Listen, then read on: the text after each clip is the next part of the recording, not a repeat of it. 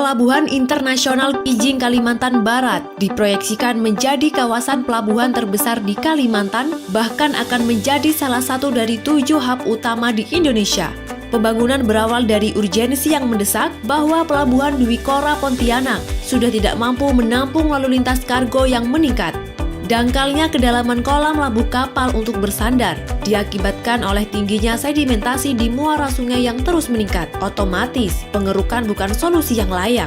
Kemudian, tingginya kapasitas muat kargo yang mulai melebihi kapasitas rasio hunian kontainer diakibatkan oleh berbagai pembangunan infrastruktur kota di kawasan muara sungai yang berdampak pada terbatasnya kapal besar untuk masuk dan berlabuh, sehingga Pelabuhan Dwi Kora Pontianak sudah tidak dapat lagi dioptimalkan pembangunannya.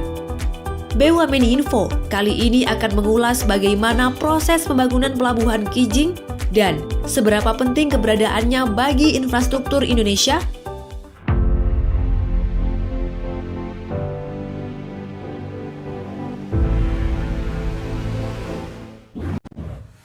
Sobat, Pelabuhan Kijing merupakan bagian dari pengembangan Pelabuhan Pontianak yang kapasitas dan luasnya sudah terbatas. Hanya memiliki kedalaman kurang lebih 6 meter saja. Fasilitas untuk melayani kargo non-peti kemas pun sangat terbatas, padahal sejak 2010, rata-rata pertumbuhan penanganan peti kemas di pelabuhan ini naik 5,4%. Dampak dari penerapan digitalisasi oleh IPC cabang Pontianak. Pembangunan pelabuhan di luar Pelabuhan Pontianak ini pun menjadi hal penting. Terlebih, selama ini ekspor komoditi kelapa sawit dan karet Kalimantan selalu dilakukan melalui Pelabuhan Belawan dan Pelabuhan Tanjung Priuk.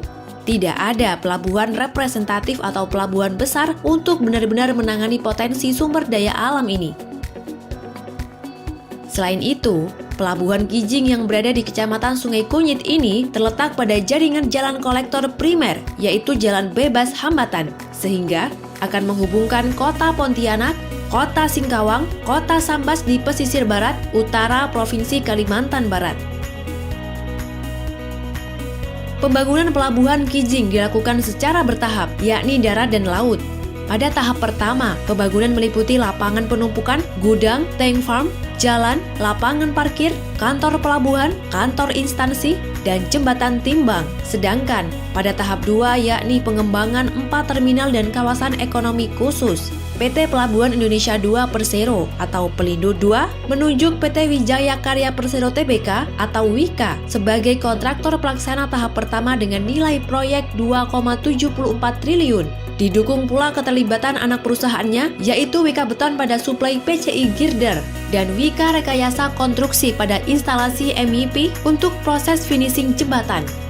Progres pembangunan yang berlokasi di Kabupaten Mempawah ini hingga kini sudah mencapai akhir tahap 1, 96%. Luas kawasan pelabuhan mencapai 200 hektar, memiliki fasilitas offshore dan fasilitas onshore yang masing-masing terdapat 4 zona, yaitu zona kontainer yang ditargetkan memiliki kapasitas 1,95 juta TEUs per tahun, zona curah cair 12,18 juta TEUs per tahun, zona curah kering 15 juta TEUs per tahun, dan zona multipurpose 1 juta TEUs per tahun. Sebagai pelabuhan hub, Terminal Kijing dirancang dengan konsep pelabuhan digital yang dilengkapi peralatan modern. Terminal ini mampu melayani kapal besar berkapasitas di atas 10.000 TEUs, sekelas kontainer CMA CGM Otelo yang pernah bersandar di Tanjung Priuk. Terminal peti kemasnya sendiri dibangun dengan kapasitas 2 juta TEUs per tahun. Kedalaman dermaga pun mencapai 16 meter, lebih dalam jika dibandingkan dengan Pelabuhan Tanjung Priuk dan Belawan. Dalam proses pembangunannya, Pelabuhan Kijing ditargetkan mampu menampung kapal besar bermuatan hingga 100.000 DWT seperti kapal tanker raksasa milik Pertamina dan dapat disinggahi batasan permukaan air hingga dasar konstruksi bodi kapal yang dimiliki kapal besar hingga kedalaman 15 meter. Maka, untuk menyesuaikan struktur dan kedalaman yang dibutuhkan, dibangunlah trestle sepanjang 3.374 meter.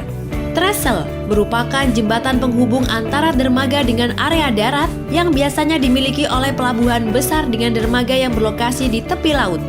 Trestle ini kemudian berhasil menjadi yang terpanjang di Indonesia Dan pada proyek ini, Wika juga meraih penghargaan atas 2,9 jam kerja selamat. Sobat, berdasarkan studi kelayakan, lokasi pelabuhan ini sangat strategis, berada di Selat Karimata yang menjadi penghubung Sumatera dan Kalimantan, berdekatan dengan Singapura, Selat Malaka, dan Laut Cina Selatan. Pelabuhan ini dapat menjadi pusat smelter, aspal, distribusi CPO, dan pengiriman bahan bakar. Sedangkan nanti Pelabuhan Pontianak akan menjadi feeder atau pengumpan bagi Kijing. Dengan besarnya potensi bauksit, CPO, timber, karet, dan produk ikan di Kalimantan Barat ini, Pelabuhan Kijing akan memberikan kemudahan berbisnis bagi para investor lebih luas. Terlebih, Pelabuhan Kijing akan dilengkapi pula dengan kawasan ekonomi khusus seluas kurang lebih 5.000 hektar yang dibangun secara bertahap. Nah sobat, itulah ulasan mengenai pembangunan Pelabuhan Internasional Kijing. Terima kasih telah menyimak video kali ini. Jangan lupa klik berlangganan untuk mensupport channel ini agar tetap memberikan konten berkualitas tentang BUMN Indonesia. Bagikan pula video ini dan tuliskan di kolom komentar topik apa yang kamu ingin bahas. Ikuti terus YouTube BUMN Info agar tidak ketinggalan informasi seputar BUMN selanjutnya.